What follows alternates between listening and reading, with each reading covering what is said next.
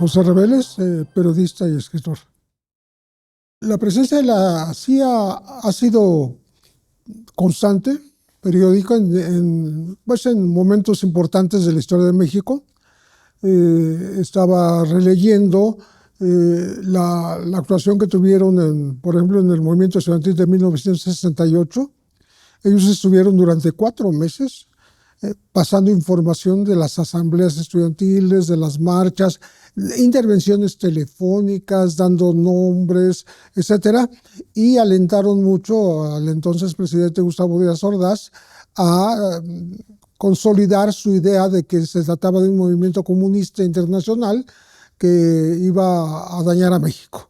Entonces, esa presencia fue de varios agentes que reportaban en una operación que se llamó Litempo. Esta operación incluía pues, información a los funcionarios, al gobierno y este espionaje que se practicaba contra los líderes del movimiento estudiantil. Se conoció con el apodo de Litempo, Litempo 18, Litempo 14, etcétera. No solo los presidentes, también gente como Fernando Gutiérrez Barrios, ¿no? Que servían al gobierno desde puestos importantes, ¿no? Y estos servidores mexicanos de Estados Unidos, pues se decía que recibían incluso un salario que se ignora cuál era, pero no debió haber sido tan bajo, tan poquito que fuera en dólares, ¿no? Incluso llegan a establecer lazos personales de amistad. Winston Scott, que estuvo durante casi 15 años como jefe de la agencia de la CIA en México, cuando se casó fueron testigos 3 presidentes sucesivamente. O sea, Díaz Ordaz, Echeverría, y me parece que desde antes, desde López Mateos. Cuando fue presidente Andrés Manuel López Obrador, trató de controlar, vamos a decir, las funciones de la CIA y de otras agencias de los Estados Unidos, exigiéndoles que dieran informes mensuales y trimestrales de qué iban a hacer, qué estaban haciendo, para que el gobierno supiera de qué se trataba. Por supuesto, siempre sin armas, ¿eh? Nunca podían andar armados, y menos en función operativa, que es finalmente lo que provocó el escándalo en Chihuahua, que ahí sí fueron a un operativo de hallazgo y destrucción de laboratorios de drogas en Chihuahua, y de regreso se accidentaron y murieron 2, aunque según Los Angeles Times eran 4 agentes de la CIA los que estaban en México, bajo la cubierta de la Embajada de los Estados Unidos. Y se dijo al principio que eran instructores nada más, pero es muy diferente ser instructores y transmitirse alguna información que trabajar operativamente en territorio mexicano. El problema fue que ni siquiera la presidenta no tenía conocimiento de esto, porque lo hicieron a nivel estatal. Entonces, dentro de poco, cualquier gobierno de cualquier estado va a poder hacer lo que Maru Campos en Chihuahua. Yo solicito a agentes de la CIA y que vengan acá a echarme la mano, pero no se lo comunico al gobierno federal. Es un tema todavía que está discutiéndose, el tema Chihuahua, porque hay exigencias partidarias, sobre todo el Partido del Trabajo ya lo hizo, de un juicio político y eventualmente un desafuero de la gobernadora, que también tiene encima una amenaza de cárcel. Pero esto se ha ido diluyendo con los días y no se sabe exactamente qué puede pasar. Lo hizo de manera, no se comunicó para decir van a estar acá unos agentes de la CIA, etcétera. Y cuando se descubre, pues quieren tratar de hacerlos aparecer como solamente instructores, y eran operativos, ¿no? pero nos saltamos del 68 hasta Chihuahua. En el 71 también estuvieron presentes. Y incluso al final hacen una especie de recuento del accionar de los halcones. Hay un libro que publicó el Centro de Estudios Históricos de la Revolución Mexicana, con datos precisos, oficiales, de cómo en aquella época, desde enero del 71, el coronel Manuel Díaz Escobar, que fue el fundador, el creador de los halcones, y lo que él realmente era director del Servicio de Limpia y Transporte, pero bueno, así se escondieron detrás de esta pantalla los halcones, que eran casi 2000 y que fueron entrenados, entre otros, bueno, para empezar en Estados Unidos. Y están las cartas publicadas de la embajada que pide recibir a tantos, a Manuel Díaz Escobar y a otros acompañantes de él, jóvenes, que iban a ser los instructores de los halcones en México.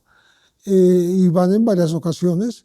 Y ahí participa, por supuesto, la CIA, ¿no? Porque el entrenamiento es sobre tácticas de combate a multitudes, digamos, movimientos estudiantiles, etcétera. O sea, los especializaron, ¿no? Y ya después vinieron a actuar a México, ¿no? Al final, Manuel Díaz Escobar terminó cuando se elimina el grupo de los halcones, se les da una mensualidad y se van a sus casas, ¿no? Pues estos que habían suplantado ante la opinión pública la acción de los estudiantes, decían que eran los que asaltaban bancos y correos, etcétera, pues lo hicieron de veras ya cuando ya no eran halcones, ¿no? Es curioso. Y también el destino de Manuel Díaz Escobar fue muy interesante porque fue agregado militar de México en Chile y pues estaba ahí pegado a Pinochet cuando ocurrió el golpe de la dictadura chilena. Yo traigo este libro que he estado releyendo, que es La CIA, Camarena y Caro Quintero, que escribió Jesús Esquivel, que era el corresponsal de Proceso y de Carmen Aristegui en los Estados Unidos, en donde da a conocer que la CIA pudo estar detrás del crimen de Camarena. En esa época la DEA y la CIA no se comunicaban, no eran afines las agencias, siendo las dos estadounidenses. Pero el libro da pelos y señales de los pilotos que no solo participaron en el Irán-Contras, que es el tema, o sea, la venta de droga en el mercado internacional para obtener dinero con el cual comprar armas para la contra nicaragüense, ¿no? Y que dirigió en Estados Unidos Oliver North. Eso se le investigó y al final no se le culpó de nada, ¿no? Pero mientras tanto la CIA transportaba armas y transportaba dinero y droga en sus propios aviones en tiempos de Camarena. Entonces estamos hablando de un accionar no solo en México, sino internacional de la CIA en beneficio de este operativo internacional que se llamó Irán-Contras. Sí, el tema es que los casos más conocidos son los que te menciono y los otros pues no dejan de ser pues presencia de la CIA, pero no es una presencia operativa. Es una presencia acotada, por ejemplo, en tiempos de López Obrador, pero para que el gobierno mexicano supiera qué estaban haciendo acá, porque antes ni siquiera le informaban a México, estoy haciendo tal y tal cosa, ¿no? Por lo menos había ese control obligado por el gobierno para que dijeran cuáles eran sus actividades y sus entrevistas con qué funcionarios, a qué se dedicaban, pues siempre sin armas. Sí, ellos son expertos en desestabilizar gobiernos, ¿no? Y, y si Trump decide esto, pues va a buscar la manera de pegarle al actual gobierno de la presidenta Claudia Sheinbaum, pues para dejarlo en mal ante el mundo, bajarle un poco la guardia y tratar de introducir, porque eso es lo que Trump ha dicho en numerosas ocasiones, y se lo ha dicho a la presidenta Claudia Sheinbaum, que él quiere meter sus tropas al territorio mexicano para combatir a los cárteles. Pero pues eso, ella le ha dicho, no, no, no, todo lo que sea colaboración, todo lo que sea compartir información, acordar, digamos, eh, lo que haya que hacer en la materia, todo está bien, pero otra cosa es meter ejército, porque estamos hablando de violación de la soberanía mexicana. Ahora mismo tenemos un tema curioso que va a ser muy difícil de resolver para México. El tema de los 10, incluido el gobernador de Sinaloa, Rocha Moya, que piden, Estados Unidos pide que los extraditarlos y llevarlos a juicio en una corte de Nueva York. ¿Qué va a hacer México? No puede obedecer a ciegas esa orden y vámonos, ¿no? Seguramente, ya lo dijo Relaciones Exteriores en un comunicado, pues mandaron la petición de extradición y de juicio, pero no aportaron ninguna prueba.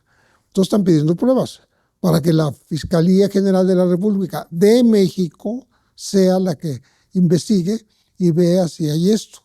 Al final yo veo muy cuesta arriba que México pueda ver a un gobernador y a sus colaboradores en la silla de los acusados en una corte de Nueva York, ¿no? Sería desastroso para el país, ¿no? No hay reciprocidad alguna, ¿no? Pues ellos son la potencia y se aprovechan de eso, ¿no? Todo lo malo ocurre del Río Bravo para abajo. Ni siquiera hay capos de la droga en Estados Unidos mencionados. Alguna vez hizo un reportaje justamente Jesús Esquivel y decía que había minicapos por ahí de nombre y apellido en Estados Unidos, pero casi todos eran de apellido latino. O sea, Estados Unidos nunca ha aceptado tener sus propios capos, porque si la droga entra por la frontera o por mar o por aire a los Estados Unidos procedente de México, pues alguien la recibe en Estados Unidos, alguien la tiene que distribuir para venderla en las calles, ¿no? Pero eso no se conoce. Siempre es la, la paja en el ojo ajeno y la viga en el propio, ¿no? Yo creo que México debe esforzarse por dejar que las cosas sean claras. O sea, precisa, eh, diáfanamente, de manera transparente, que se acepte o no se acepte la presencia de los agentes de la CIA, pero ¿qué tipo de presencia? Acotada por el gobierno de México, ¿no? Que no que anden sueltos por ahí los agentes haciendo lo que se les antoje en este país, ¿no?